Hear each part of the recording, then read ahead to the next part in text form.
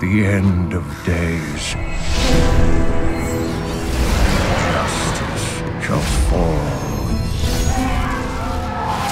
upon the world of men.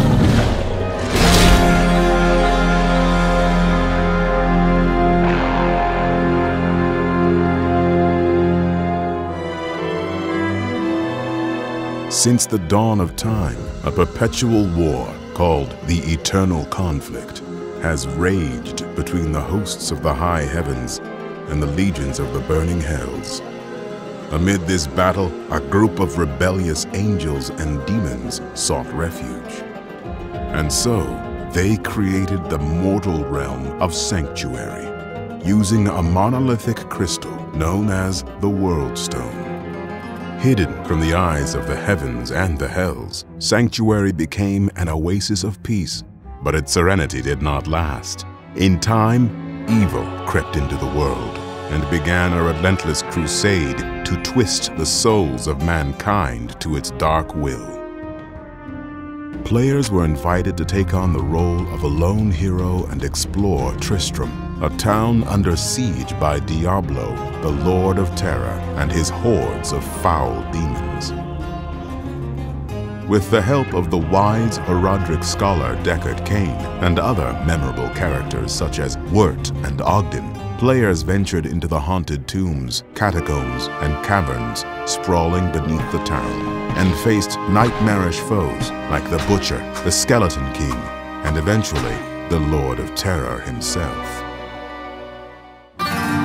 Diablo 2's 4-act story would lead players on a gripping campaign to track down the lone hero who had defeated Diablo in the first game.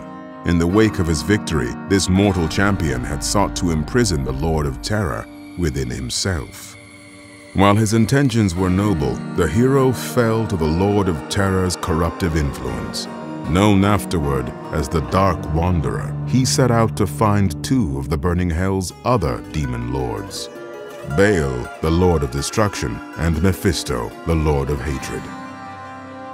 Diablo 2's cinematics would tell the story from the viewpoint of Marius, a tragic character accompanying the Dark Wanderer. In-game, players would witness the aftermath of the Wanderer's deeds as they raced to thwart his quest.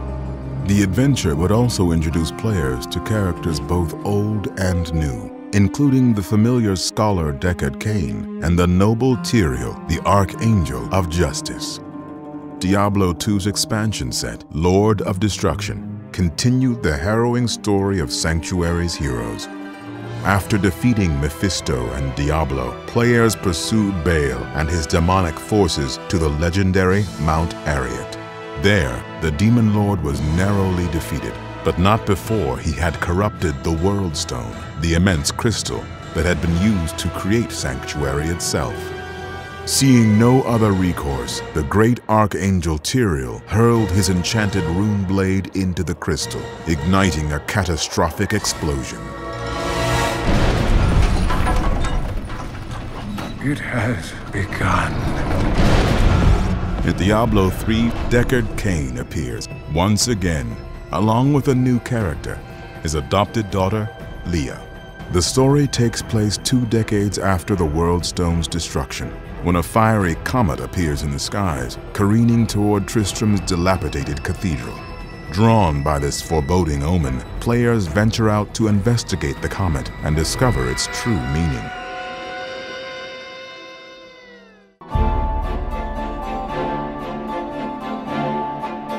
Over a decade ago, the journey into Sanctuary began. In 1995, a small development studio named Condor Games set out with the ambitious dream of creating a claymation turn-based single-player RPG.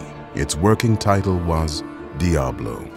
Condor pitched its radical idea to various publishers until the company approached Blizzard Entertainment, a developer fresh off the success of its real-time strategy game Warcraft 2. The promise of swords, sorcery, and slicing through waves of demons was enough to sell Blizzard on the idea. The two companies dug in and set to work on Diablo, but not without making a few changes to the game's state. Diablo's turn-based mechanic was replaced with real-time combat. In hindsight, this was a crucial decision. The game's relentless hack-and-slash feel would become one of the franchise's cornerstones. As work on Diablo moved forward, Blizzard was increasingly impressed with Condor's creativity and design savvy. Halfway through the game's development, Blizzard's parent company, Davidson & Associates, acquired Condor. The studio was later renamed Blizzard North.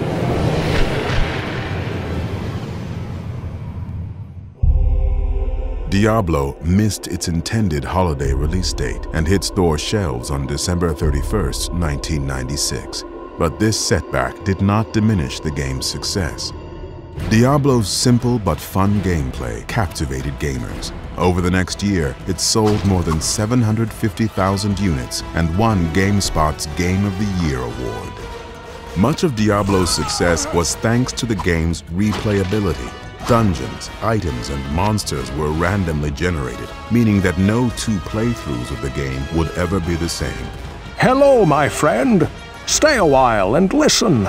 Diablo's dark artistic style and cinematics, haunting soundtrack, and liberal amounts of blood and gore created the perfect gothic horror atmosphere.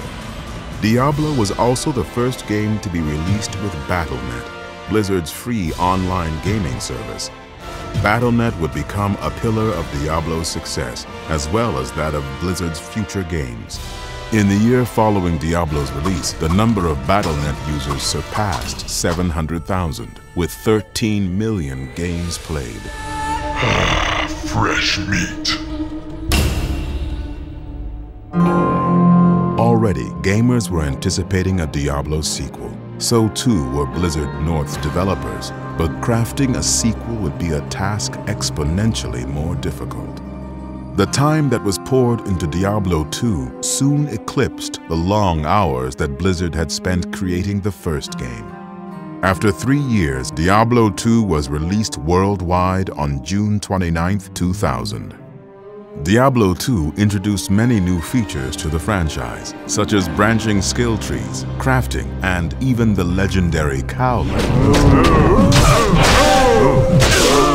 Yet it also stayed true to its roots as a fast-paced and accessible action RPG. Rather than being confined to one area of Sanctuary, players would be able to venture through vast deserts, dense jungles, and even the burning hells. Diablo 2 garnered numerous awards and sold more than 1 million units in the first 2 weeks, setting a record for the fastest-selling PC game of its time. The number of active Battle.net users swelled to 8.5 million, with more than 1 million games played per day. In 2001, Blizzard released Diablo 2's expansion set, Lord of Destruction. Diablo 2 and its expansion received an extremely positive response from gamers and critics alike. In light of this success, it seemed obvious that Blizzard would create another Diablo game. But as the years passed, no official word of a new Diablo title surfaced. When Blizzard North closed its doors in 2005, some gamers questioned when, or even if, the realm of Sanctuary would be explored by Blizzard's developers again.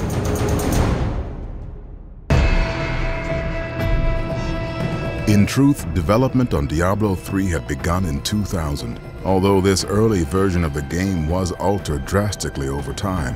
Following Blizzard North's closure, some of Diablo's developers moved to the company's headquarters in Southern California. There, work progressed on what would become Diablo 3. In 2006 and 2007, the Sin War trilogy by Richard A. Knack was released. These novels created a foundation for Diablo's future lore and also hinted that Blizzard had not abandoned Sanctuary.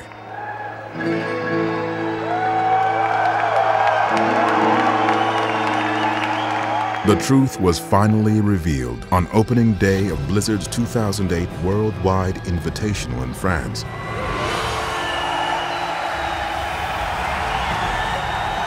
Following this announcement, information about Diablo 3 flooded the internet, while playable demos were showcased to the public at conventions such as BlizzCon.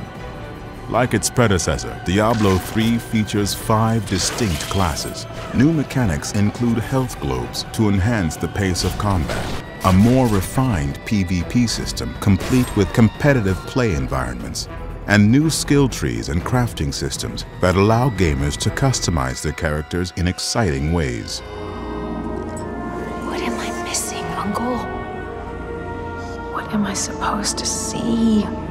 Some of Blizzard's most compelling cinematics to date were created to bring Diablo 3's world and story to life in astounding detail. Nearly every facet of Diablo 3 is poised to do just as its predecessor had done, to provide the lands of Sanctuary with even greater depth, and perhaps for the first time, truly bring them to life. But even so, a vast road of potential still lies ahead. Only time will tell where it leads next, and what terrors await players in the years to come.